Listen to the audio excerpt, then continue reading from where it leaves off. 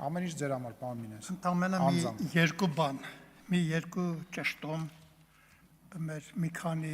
իմ ընկերների, չեմ ուզում ասեմ նախկին, պաթոսը ճիշտ ասած ինձ թևաթափարեց, ես ոնց որ մեր ժողովուրդը ասում է գուդումից ընկած եմ։ Ուզում ասել հետևյալը, ադապտացիա բառը քաղաքագիտական բառ է, քաղաքագիտական տերմին է։ Այստեղ մի քանիսը դա փորձեցին բարոյական էթիկական հարթության վրա տեսնել, ըստ երևույթին խառնելով ասիմիլյացիայի հետ։ Ես կարծում եմ, որ դաշնակցությունը, դաշնակցական կուսակցությունը, որին նորից կրկնում եմ, շատ հարգել եմ, շատ հարգում եմ, որ ցանկանում եմ, որ մեր հանրապետության, մեր երկրի կառուցման մեջ իր դերակատարությունը ունենա, որը ուրեմն խառնելով ասիմիլյացիայի հետ, իմ ասած մի մտքով, երբ որ մենք 80-ական թվականների վերջին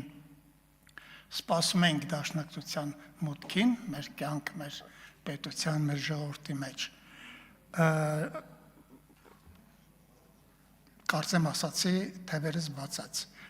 Ըստ երևույթին այդ ասիմիլյացիայի ուրեմն սկզբունքով էր, որ դուք եկաք եւ փոխանակ մտնեիք ձեր ժողովրդի թևերի տակ, դուք տեղավորվեցիք ուրիշ թևերի տակ, բայց դա իմ գործը չի եւ կոռեկտությունը ինձ սրանից ավել չի թույլատրում ասել։ Եվս երկու ճշտում 1980 թվականի դաշնակցությունը լրիվ ուրիշ բան էր։ Իդեպ 1989 թվականին ես Ռուբեն Հովսեփյանի հետ լուսահոգի, որը մեր տաղանդավոր գրողներից մեկն էր, Հայաստանի Հանրապետություն թերթում մի բանավեճ եմ ունեցել, նորից պետություն եւ հայրենիք այս երկու, չգիտեմ ինչու իրար հակադրվող, փոխանակ իրար լրացնող հասկացությունների մասին։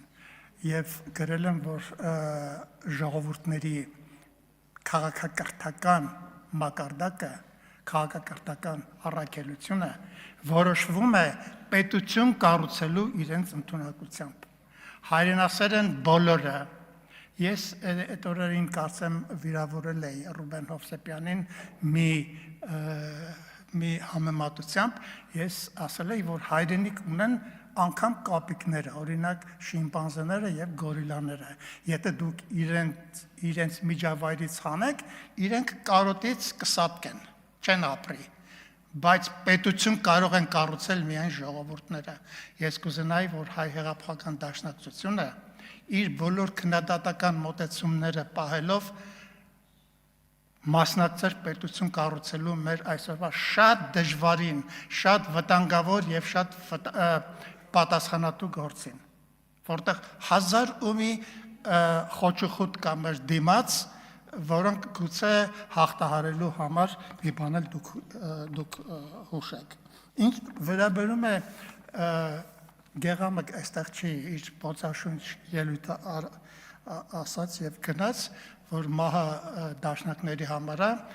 ես որպես մտավորական ձեզ իրավունք չեմ տալիս դաշնակցության անդամներին, մեր ազգի դաշնակցության ներկայացուցիչներին տանել մահվան։ Մահը դաշնակցականների համար չի։ Դուք մի մտածեք, որ մահապարտների կուսակցություն եք։ Դուք պետություն, հայրենիք կառուցող կուսակցություն եք։ Այնպես, որ մեր դաշնակցության շարքերը համալրող առանձնապես երիտասարդների հայրենասիրական խանդավառությունից, բենզինից օգտվելով իրենց մի տարեք մահվան։ Ես մի բանով եմ ուզում ավարտեմ իմ խոսքը, ուրեմն նորից անդրադառնալով պատմություն գիտությանը։ 7-րդ դարից սկսած բյուզանդական մի պատմիչ կա Պրոկոպիոս Կեսարացի, որի պատմությունը կոչվում է գաղտնի պատմություն։ Այստեղ երկար, այսպես ասած, բան չպատմեմ, թե ինչի է կոչվում գաղտնի պատմություն, բայց ելակետը այն է, որ ժողովուրդները իրենց պատմության դեպքերի եւ իրադարձությունների տակ ներքո պետք է փնտրեն այն հոգևոր, մտավոր, ինտելեկտուալ պահվածքները, ազդակները, որոնց ազդեցությունն են արգասիքն են, արդյունքն են այդ իրողություններն ու իրադարձությունները։ Պատմությունը իրադարձությունների եւ իրողությունների հյուսվածք չէ։ Պատմությունը գիտակցության հյուսվածք է, ես երեք ասացի, հիմա էլ եմ կրկնում, այն ինչ կատարվում է պատմության մեջ որպես դեպք իրողություն, նախ եւ առաջ կատարվում է մեր գիտակցության մեջ եւ արտահայտվում է իրականության մեջ։ Ազնվություն ունենանք եւ մեր ժողովրդի վերջին 200 տարիների բոլոր ողբերգությունների մեր գիտակցական ազդակները քաջություն ունենանք որոշել, ասել, շտկել եւ առաջ գնալ, որպեսզի նախ չմեղվենք տեղում եւ երկրորդ նույն պաթոսից ելնելով նույն սխալները չանենք։ Իմիջայլոց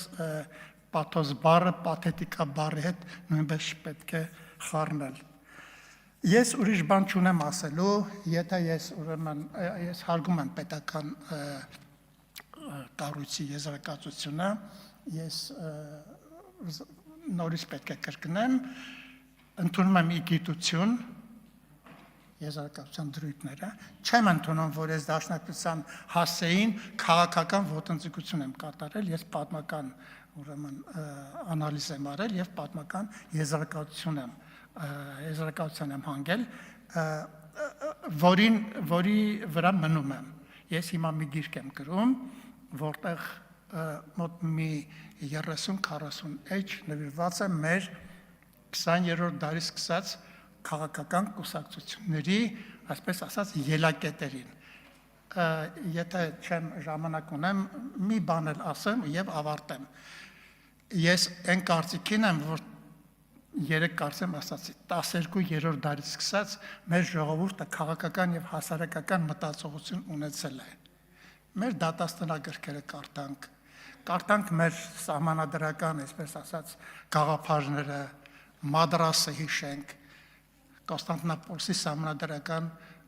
ժողովը հիշենք։ Ես այն կարծիքին եմ, որ Դաշնակցությունը ի հայտ գալով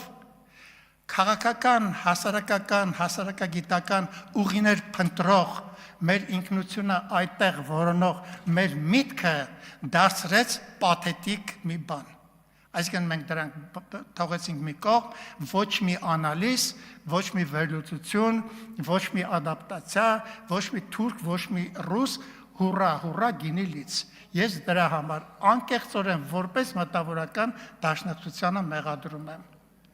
Ցանկանում եմ բոլորիս հաջողություններ մեր պետության կայացման գործում, նաև հայ հեղափոխական Դաշնակցությանը։